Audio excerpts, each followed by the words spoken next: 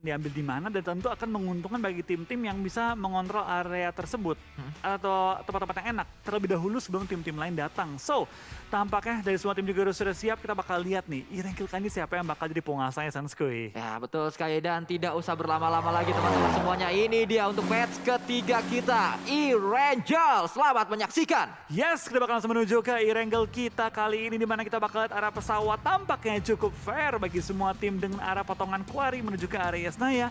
Harusnya mayoritas tim bisa menuju ke arah kota mereka. So, dengan ini harusnya nggak terlalu banyak fight-fight di awal terjadi. Onyx dan juga Aura harusnya nggak fight juga. Ya karena semuanya bisa langsung touchdown ke drop zone-nya masing-masing dengan area seperti ini dengan cukup nyaman. Tanpa nyambung-nyambung mungkin karena kalau kita lihat yang ke SMB pun bisa walaupun agak melayang cukup lama di udara harusnya. Dan kembali kita lihat kali ini dari jalur pesawatnya tim-tim yang turun di area tengah pun bisa langsung touchdown di area school seperti RRQ juga mereka harusnya bisa langsung menuju ke tempat drop zone-nya. Rozok, Bonafide juga bisa langsung ke sana. Nero yang biasanya mengambil Pochinki karena ditinggalkan oleh Dewa United di Super Weekend yang kedua ini juga bisa langsung menuju ke area tempat tersebut. Dan Victim pastinya nanti akan turun di paling akhir atau di paling ujung karena drop zone mereka berada di Yasnaya Poliana. Dan ini cukup menarik sebenarnya permainan Victim.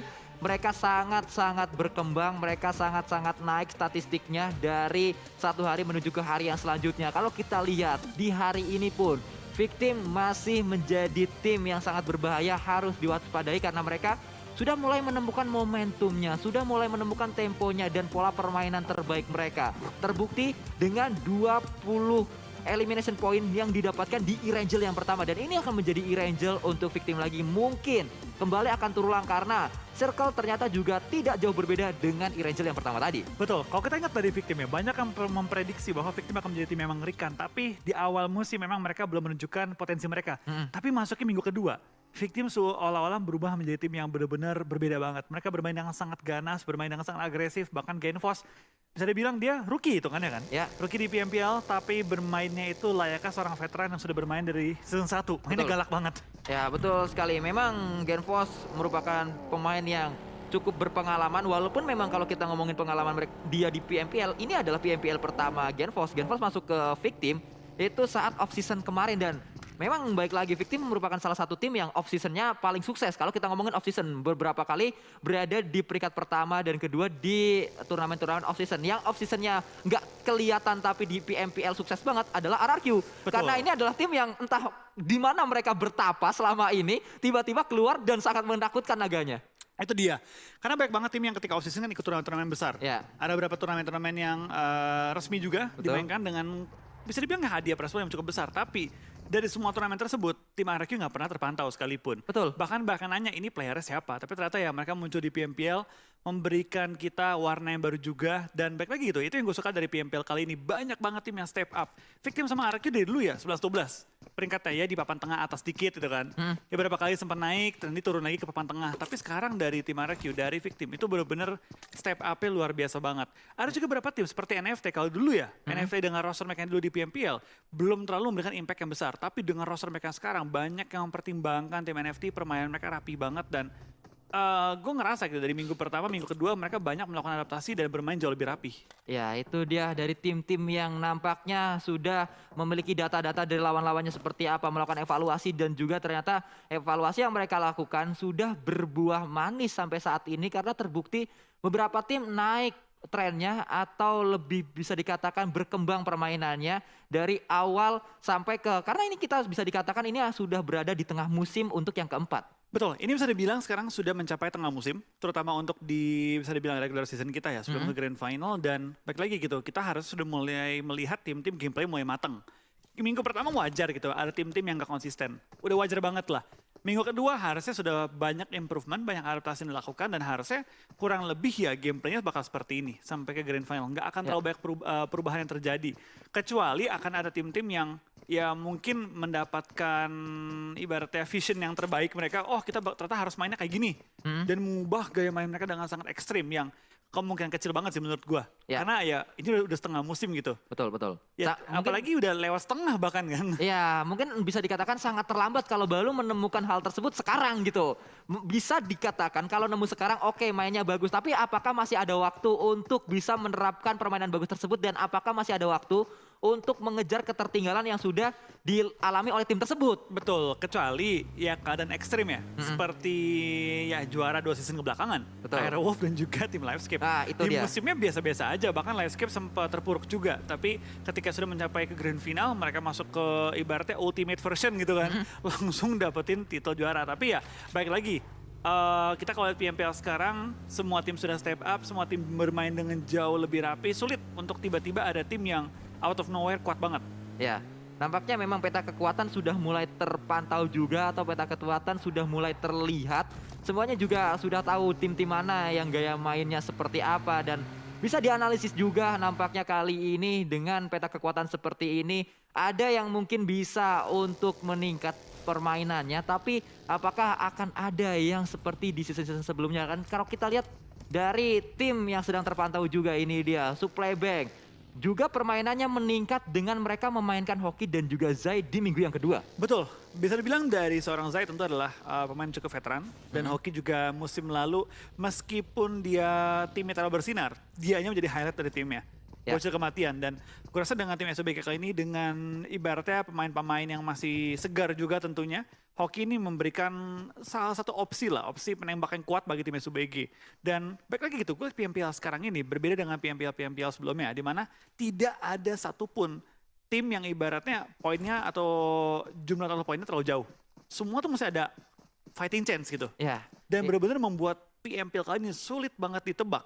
Tapi masalah dari PMPL sekarang adalah main-main kebanyakan Irengel. Ya. Tim-tim yang misalnya ahlinya Miramar, ahlinya Sunhawk, nggak terlalu dikasih banyak ruang untuk bersinar.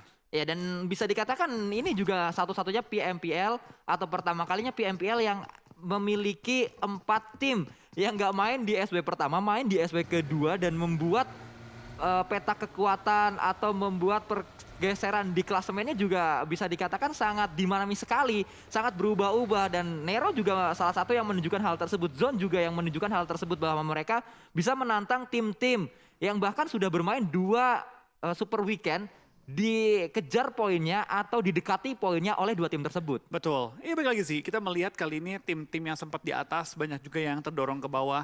Banyak timnya di bawah, tiba-tiba mulai naik dengan sangat cepat juga. Itulah PMPL gitu, dimana semua tim tentu sudah punya, ya ibaratnya udah punya planning, udah Betul. punya juga waktu untuk revisi, yang berarti kita bakal melihat perkembangan yang cukup pesat dari tim-tim yang bertanding. Ya, karena kalau kita berkaca ke PMPL season yang ketiga di musim lalu ada tim yang langsung 2 kali nggak ikut Super Weekend dan Super Weekend yang ketiga bisa dikatakan menjadi atau minggu yang ketiga menjadi minggu yang ya sudah nggak bisa. Ketebak gitu. Iya ketebak nggak bisa diapa-apain lagi untuk tim tersebut, tim yang memang ya semua juga kalau dihitung dari kalkulasinya nggak bakal bisa untuk mengejar tim-tim yang main di 2 Super Weekend langsung gitu. Ada tim-tim yang ya udah terhenti di minggu yang kedua aja untuk pengejaran langsung di season yang ke depan gitu, Betul. season depannya. Nah, di minggu ini atau di PMPL kali ini, PMPL yang keempat berbeda ceritanya karena sampai minggu yang kedua semuanya masih punya kesempatan untuk dapat slot langsung di Grand Final atau dapat slot langsung untuk bermain di season yang selanjutnya, season yang kelima. Itu adalah sebuah target juga untuk semua tim bisa bermain di Grand Finalnya nanti. Betul, tapi kita bakal lihat kayaknya juga ya dari tim-tim yang lagi rotasi tampaknya bermain dengan cukup aman, bermain dengan cukup nyaman, belum sampai ada player yang dipulangkan ke arah lobby. Tapi dengan zona yang cukup ngedonat harusnya semua tim cukup aman dan nyaman sih di posisi mereka masing-masing. So kita bakal lihat kayaknya juga dari semua tim sudah mulai menuju ke checkpoint mereka masing-masing. Aura pun sudah melakukan scouting tapi BFD menyebar ke beberapa titik yang berbeda dan ini berbahaya untuk seorang Jaden karena bisa tertangkap oleh tim BFD. Ya, Bonafide, tim yang juga saat ini sedang dalam pengejaran slot langsung menuju ke PMGC. Mereka punya pemain baru, pemain yang memang bisa dikatakan salah satu transfer yang sukses yaitu Tuyul untuk tim BFD melakukan spray ke arah depan. Dan itu dia, belum ada hit yang masuk ke arah pemain Auran atau justru kita baru melihat No Mercy sudah sangat low HP-nya Bang Flo. Betul, kita bakal tampaknya dari seorang No Mercy lumayan low dan Aura hampir ngebait tim BFD keluar dari rumah mereka dan melakukan peperangan. Tapi tampaknya kita bakal lihat juga dari tim Aura masih bermain dengan cukup aman.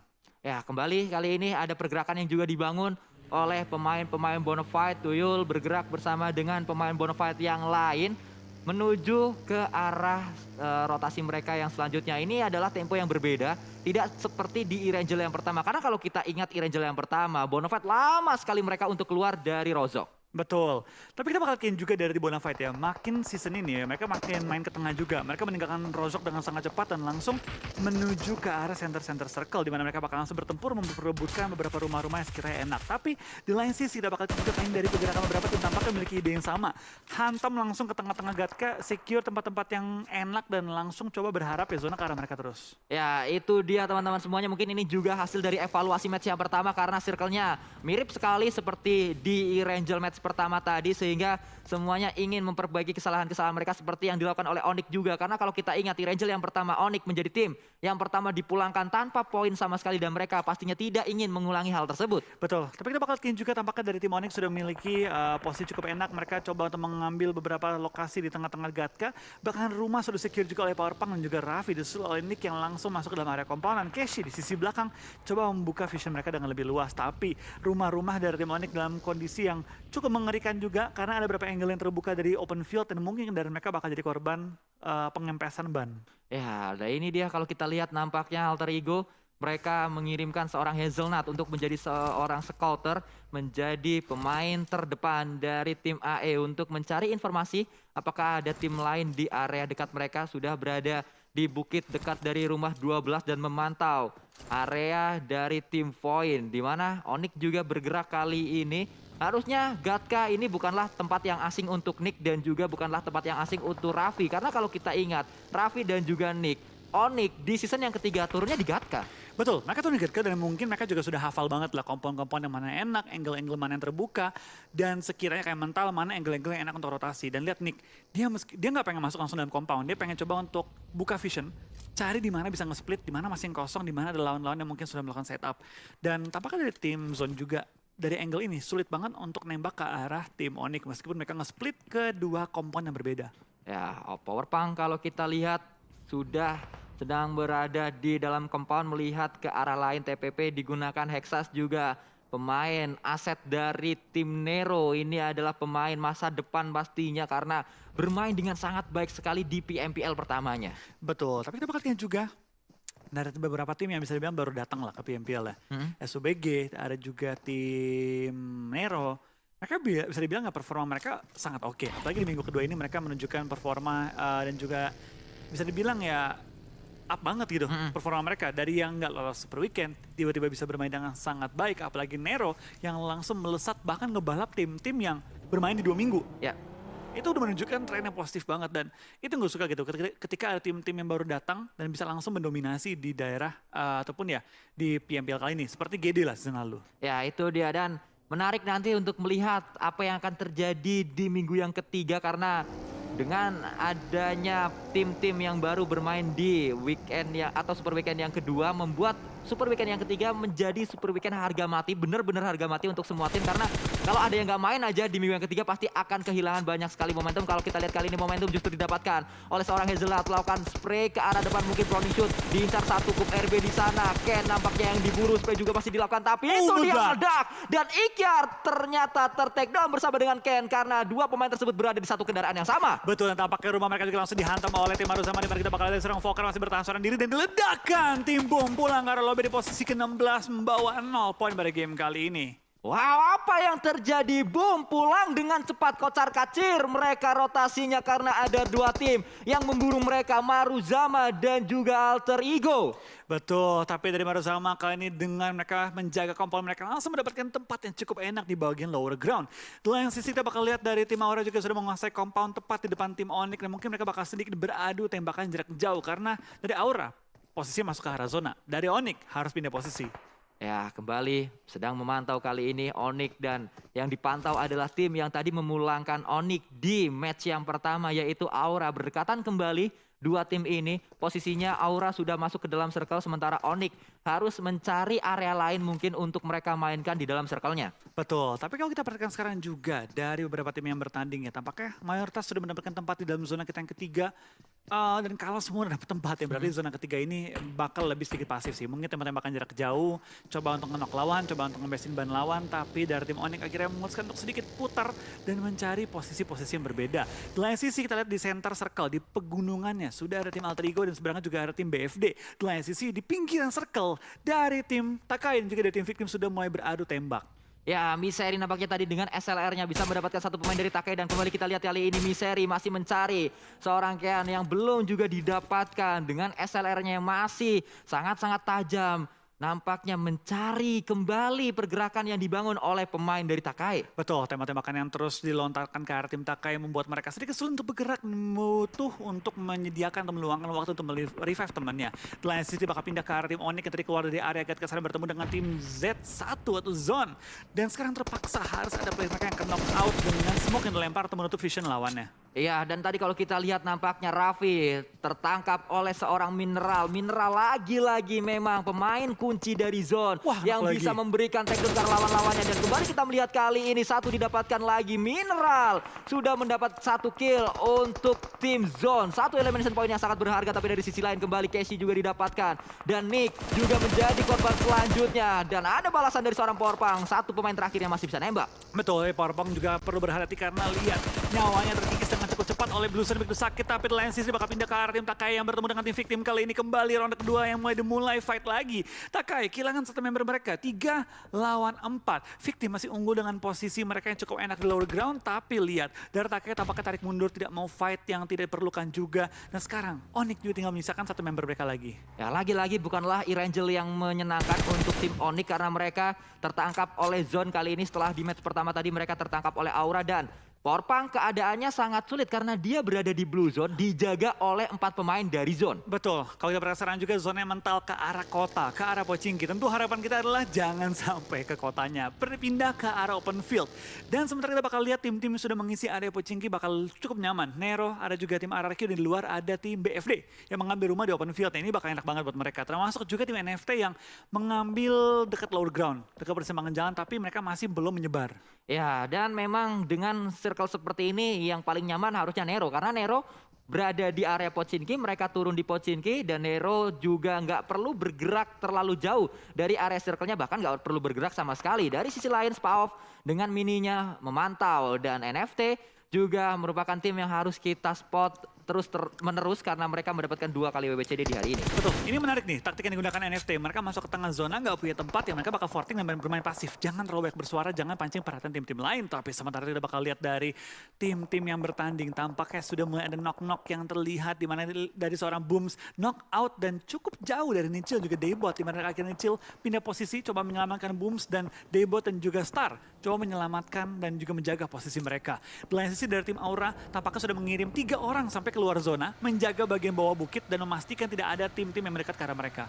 Ya, dari sisi lain Genesis Dogma satu pemainnya bisa diselamatkan tadi nampaknya bisa untuk melakukan healing juga seorang Bombs dan langsung bergerak bersama dengan pemain Genesis Dogma yang lain. Dan kita melihat kembali Flekido, Zone yang nampaknya mulai memberikan ancaman kepada semua tim yang berada di Erangel kali ini. Betul, kita bakal lihat dari tim Liveskip tampaknya kehilangan 2 member mereka knock out di posisi yang belum terlihat. Aura dengan mengirim 3 orang ke belakang memastikan tidak ada backstep mereka dari lower ground dan satu member sudah mengambil ancang-ancang untuk menjaga zonanya. Tidak ada yang ambil dan potong mereka. Tom si belakang ke arah lobby, di lain sini bakal lihat ada fight antara Void dan juga SUBG, di mana kita bakal lihat seorang Debs menumbangkan satu pemain dari SUBG dan langsung men-secure point tersebut. Hoki tampaknya masih terisolasi dari posisi teman-temannya, tapi Rosemary dan juga satu member lain dari tim SUBG sudah mendekat ke arah compound. Kita bakal lihat fight di ujung zona antara SUBG dan juga kali ini tim Void.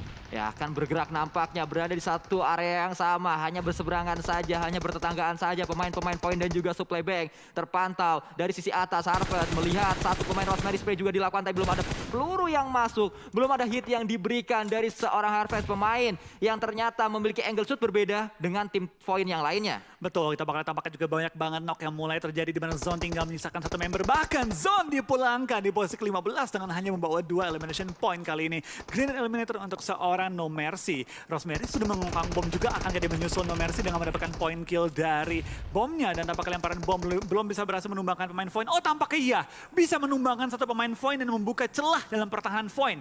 Kita bakal lihat dari seorang Hoki, bocil kematian sudah maju ke depan, sudah melakukan spray down, tapi dia terkena pre-fire dan sekarang harus tersungkur ke arah tanah. Ya, Hoki tersungkur di sana dan momentum nampaknya hilang kali ini untuk tim Supply Bank, tapi mereka akan langsung datang menuju ke arah seorang Xbox. Pertahanan Xbox akan kita lihat seperti apa, dan Xbox satu pemain yang baru bermain di Super Weekend yang kedua memberikan sebuah permainan sangat luar biasa. Ichi Nissan dia didapatkan oleh seorang Xbox. What a nice play dari seorang Xbox, langsung menumbangkan 3 pemain dan mensecure keamanan bagi timnya. Di lain sisi Circle tampaknya pindah ke arah open field dekat dari Gunung Pochinki kali ini, dan tampaknya dari tim Alter Ego tidak berpindah sama sekali, punya tempat terenak menurut gue pribadi, dan sekarang tinggal menjaga posisi mereka. Di belakang mereka ada tim Maruzama, ada Aura juga di kenang mereka, so kita bakal lihat pertempuran di ujung-ujung gunung.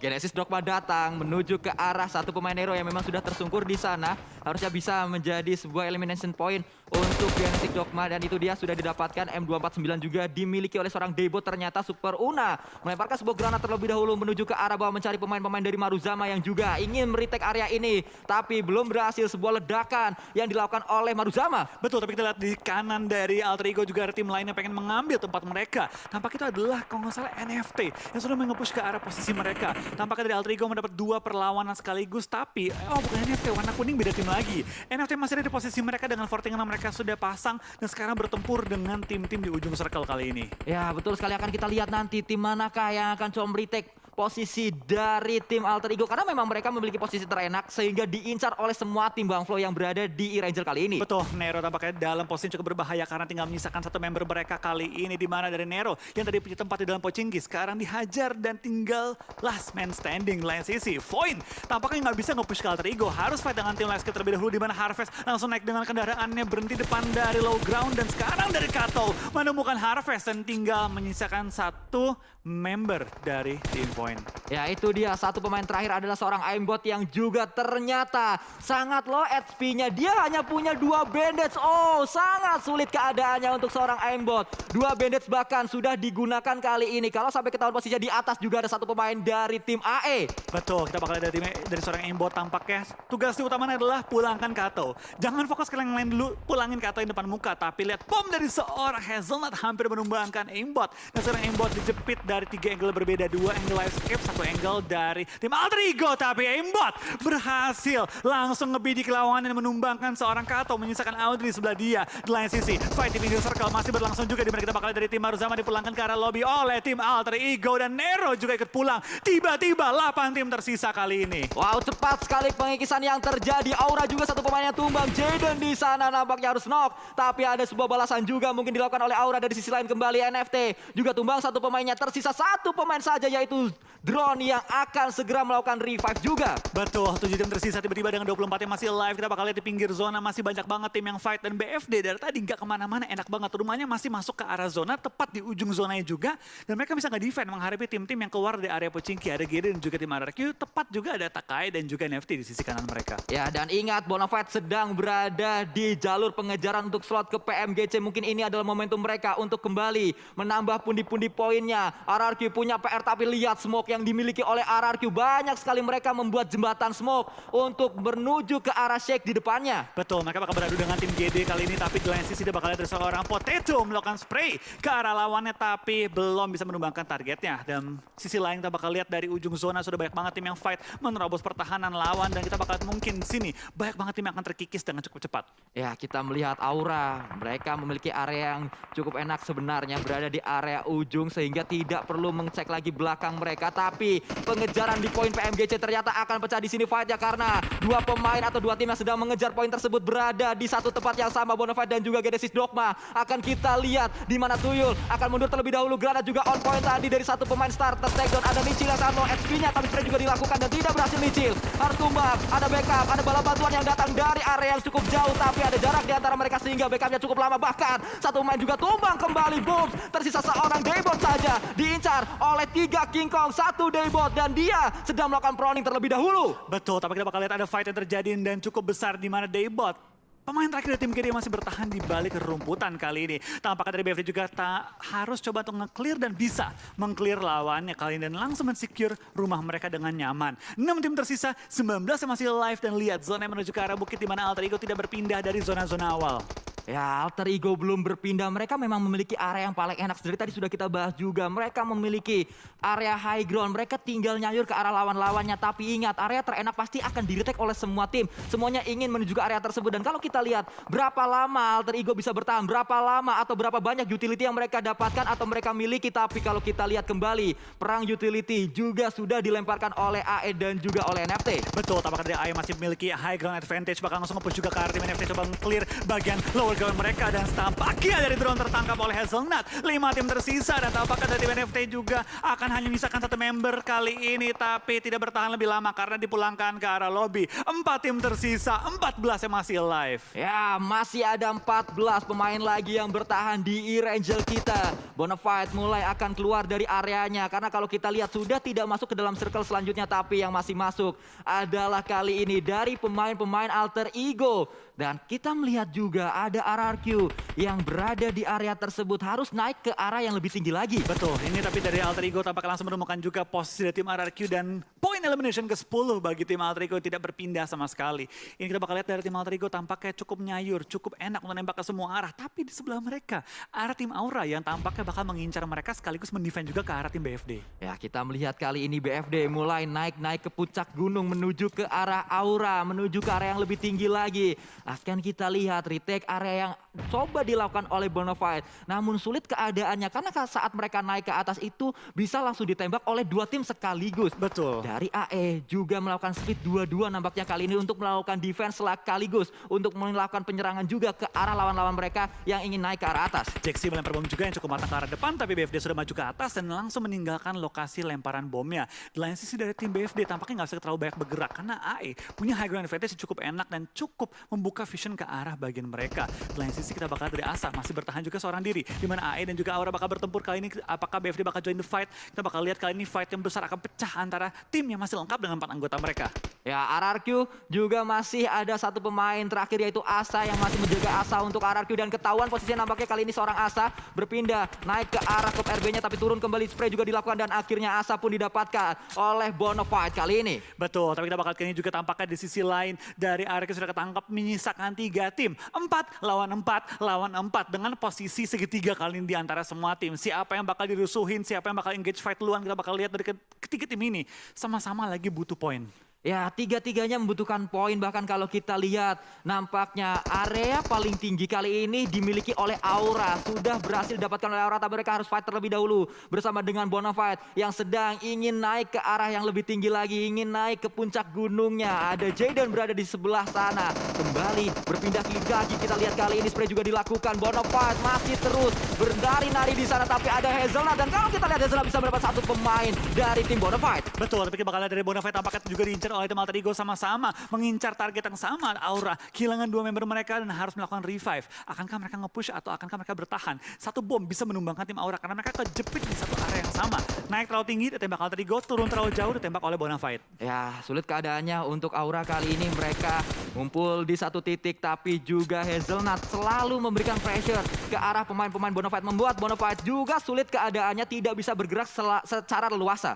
Betul, tapi kita bakal lihat juga tampaknya dari tim Alter Ego masih cukup enak. Punya high ground, punya lempengan yang paling terbesar, dan zona pun ke arah mereka. Dan itu dia Jaxi tertangkap oleh seorang potato dan langsung secure juga elimination point-nya. 12 elimination dikantongi, spray down ke arah bawah di mana Bots tertumbangkan juga oleh seorang Spauf kali ini menjaga lereng bagian low ground. Spray down kembali dilakukan, Chisun dapatin 1 orang dari tim Alter Ego di mana Super Una di take down, tapi Chisun dan juga tim Aura dipulangkan ke arah lobby menyisakan 2 tim terakhir. Ya, ini dia nampaknya fight antara dari tim Bonafide melawan tim Alter Ego akan pecah sebentar lagi karena sudah ada pergerakan yang dibangun. Maju ke arah depan nampaknya seorang Hazel, tapi dia tertumbang dengan cepat sekali karena ada sebuah sambutan peluru panas dari Bonafide. Sebuah lemparan dilakukan ke arah depan, mencari pemain-pemain Bonafide, tapi Bonafide terus menantang Alter Ego, dan itu dia winner chicken dinner didapatkan oleh Bonafide. Mereka sedang dalam pengejaran poin PMGC langsung untuk mendapatkan slot menuju ke PMGC, dan mereka menambah poin dengan sangat banyak karena WWCD mereka dapatkan. Betul, permainan rapi banget dari Bonafide, bermain dengan sabar, zona memang ke arah rumah mereka, dan mereka berhasil mengambil momentum dengan WWCD yang mereka kantongi. 20 poin kan dikantongi oleh Bonafide, sekaligus membuat jarak mereka untuk ke PMGC lebih dekat lagi.